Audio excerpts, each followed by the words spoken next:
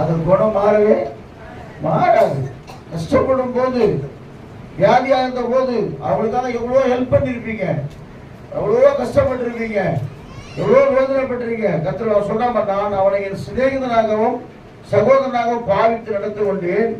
தாய்க்காக துக்கிக்கிறவனை கூட துக்க வஸ்திரம் தரித்து தலை கவிழ்ந்து நடந்த. உன் தாய் இறந்து போனா, என்னை விட்டு போனா எப்படி நான் துக்கப்படுவனோ அது மாதிரி அவனுக்காக நான் துக்கப்பட்டேன், எவ்வளவோ உதவி செஞ்சேன்.